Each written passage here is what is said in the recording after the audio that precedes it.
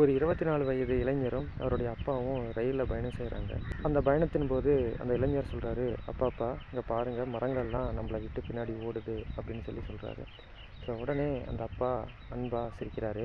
ஆனால் அவங்களுக்கு பக்கத்தில் இருந்த ஒரு இளம் தம்பதியினர் பரிதாபமாக அந்த இளைஞரை பார்க்குறாங்க.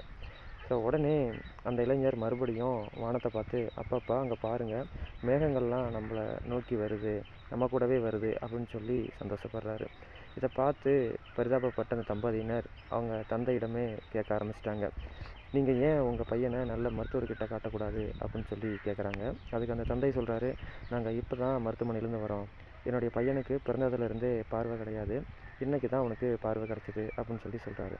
ஆமாங்க, நம்ம ஒருத்தரை பற்றி ஜட்ஜ் பண்ணோம் அப்படின்னா அவங்கள பற்றின உண்மை நமக்கு தெரியாமல் போயிடும். ஏன்னா ஒவ்வொரு மனிதனுக்கும் ஒவ்வொரு கதை இருக்கும். சில சமயங்களில் அந்த உண்மை நம்மளை ஆச்சரியப்படவும் வைக்கும்.